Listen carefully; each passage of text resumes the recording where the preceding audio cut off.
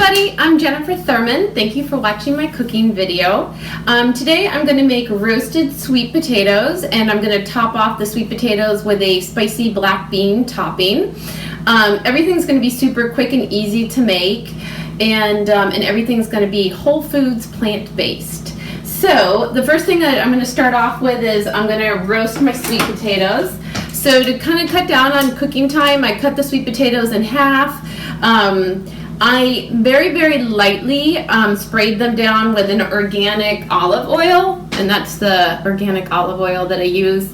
And I say, like, I did it very lightly because I try to use a minimum amount, like very bare minimum amount of oil. And the reason for that is that oil is actually a processed food. It's not a whole food.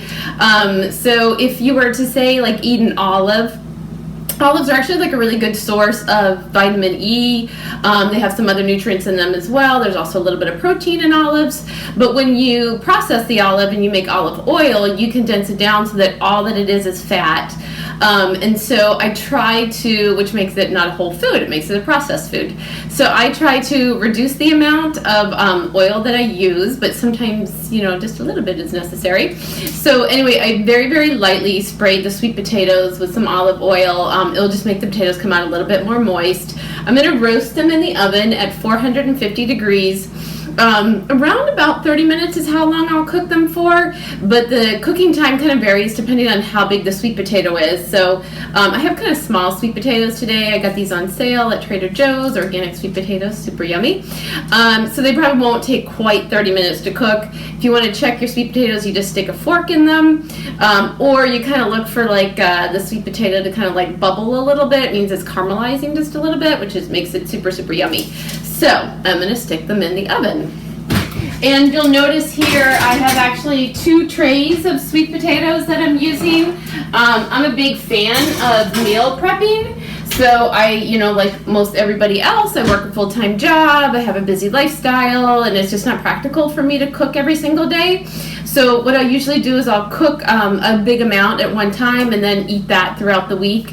So usually on my Sundays is my meal prepping day, although today happens to be Saturday because it was a long weekend with the Thanksgiving holiday here. So I'm going to do my meal prepping today, which means I'm going to make like probably about 3 dishes today that I'll eat kind of throughout the course of the week.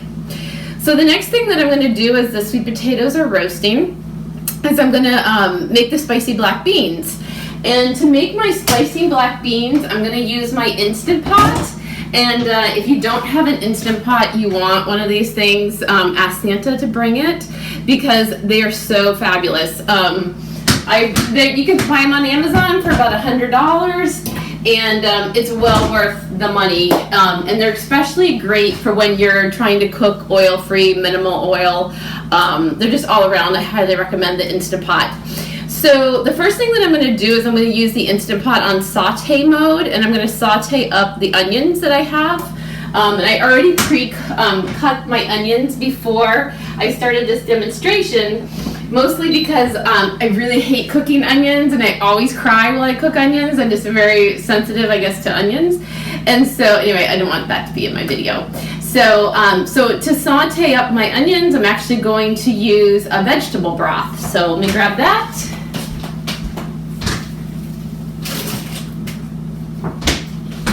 So I'm going to use a vegetable broth that I got from Costco. Costco is a great resource. You know, one of the questions that people ask a lot of times when you tell them that you're a vegan or that you eat a whole foods plant-based diet is they usually say, well, doesn't that cost so much more? And there's tricks to it. Actually, I think my grocery bill has been reduced since going whole foods plant-based. And one of the tricks to it is Costco. Costco, you can get a lot of good organic stuff. So anyway, I highly recommend Costco. And so this is an organic, low sodium vegetable broth that I'm going to use today. So with the Instant Pot, you actually have like a saute mode. So I'm going to put my Instant Pot on saute. And just an FYI, when the Instant Pot is on saute mode, it actually gets pretty hot. So I don't normally, with the Instant Pot, like you can cook stuff in it and you can leave it and not really have to worry so much about it burning, but not in saute mode. You have to kind of stay on top of it. So I'm going to put in just enough vegetable broth to kind of coat my pan here at the bottom. And I am using a low sodium vegetable broth. I don't know if I mentioned that or not, but some of these vegetable broths can be pretty high in sodium. So if you have, high blood pressure, any kind of issues like that, you want to be really mindful of sodium. And then the next thing I'm going to do is I'm going to throw my onions in the Instant Pot. And I'm going to let them cook until my onions have gotten nice and soft. So that's going to take just probably a few minutes.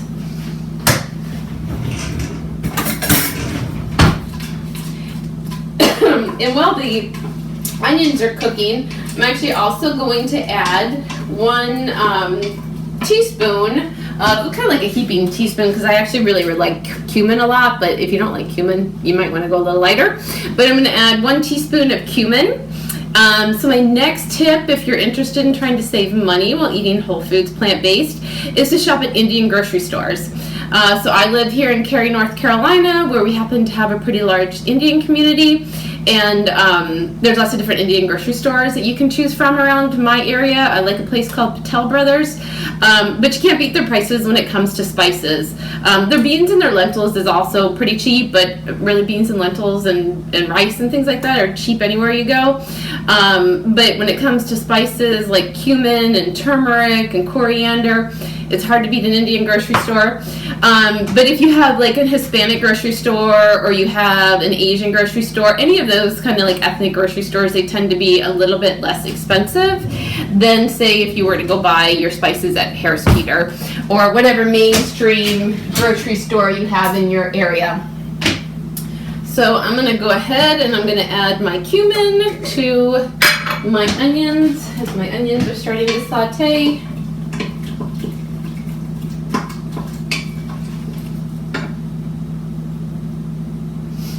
And I'm going to do a good heaping spoon of cumin. I'm a big fan of adding a lot of spices to things. As you kind of start to cook more whole foods, plant-based, people usually get kind of mindful of adding things such as salt to their food. Just because we all know that salt can cause high blood pressure, and high blood pressure is a sign of hypertension. And hypertension is one of the leading causes of death in the United States. So we want to be really careful. Hypertension is actually called the silent killer, because sometimes there's no warning signs when people have major health issues related to hypertension. So it's definitely something that you want to be mindful of. So one way to get around, not using quite so much salt is to use spices. So cumin's a great one. Onions are great. Garlic, of course, is great. Onions and garlic are both considered probiotics, or prebiotics. I'm sorry, not probiotics. They're prebiotics. So if you have any kind of like digestive issues, actually adding some onions to your diet, adding some garlic to your diet can be helpful. So my onions are already starting to cook up here. This Instant Pot gets warm pretty quickly. So I'm going to let those cook a little bit longer. And then the next thing that I'm going to add is I have 2 cans of organic black beans. These also came from Costco. And I am going to cook up the black bean sauce with the liquid inside the black beans. So I always use the liquid inside the can of beans, but I always buy organic, just because, if you're not buying organic, I don't know exactly, there's preservatives, if you're going non-organic, you're going to have preservatives in the liquid inside the beans. So I'm always like, if it's not organic, I'm hesitant to want to keep the liquid. But since these beans are organic, I'm going to add 2 cans of organic black beans.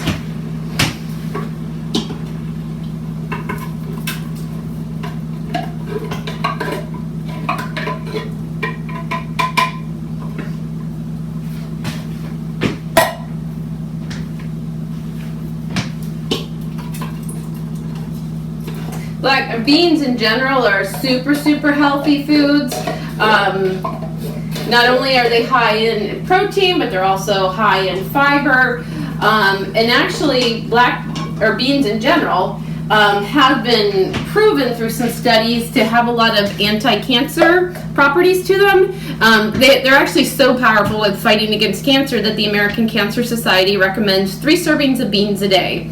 So I usually aim for that because it's also a super healthy, low-fat option for protein. So I'm a big fan of beans.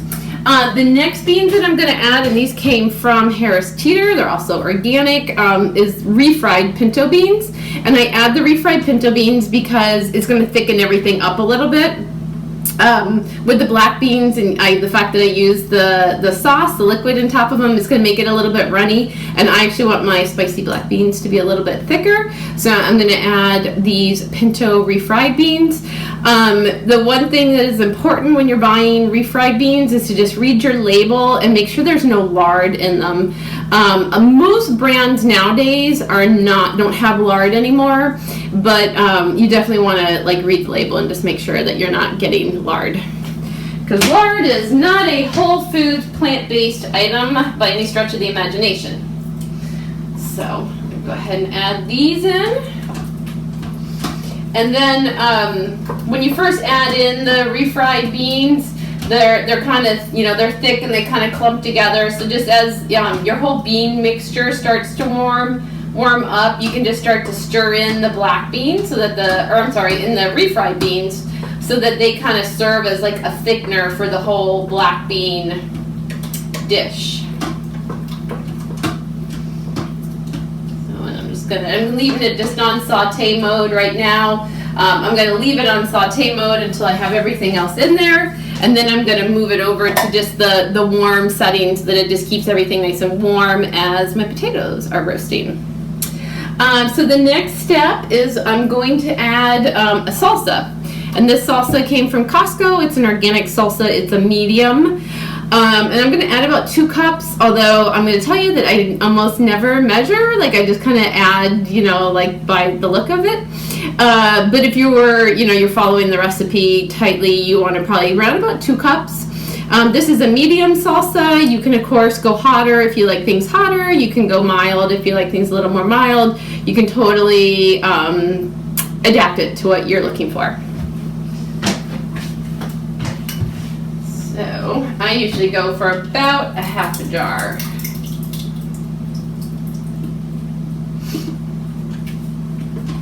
And it just gives it a nice spicy flavor to it.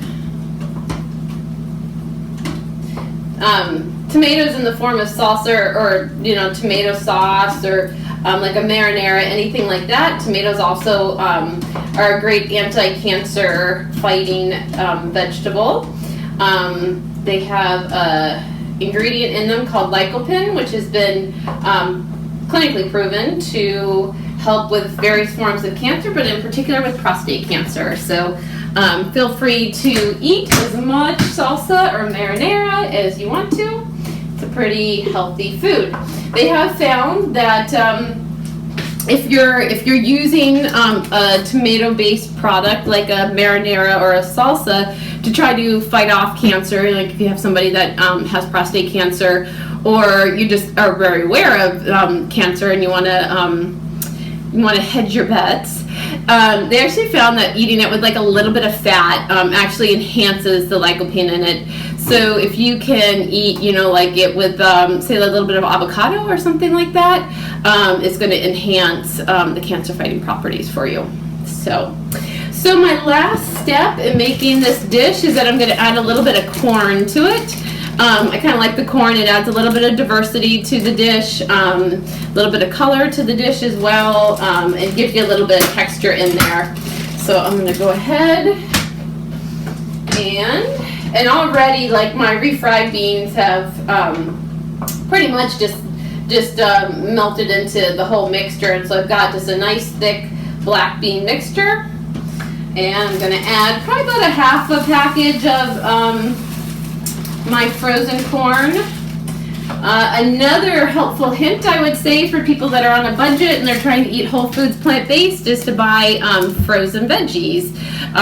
Actually, these are organic ones. I got these at Harris Teeter. But frozen vegetables don't lose their nutritional value. In fact, there's even an argument to say that they're a little bit more nutritionally dense than fresh vegetables.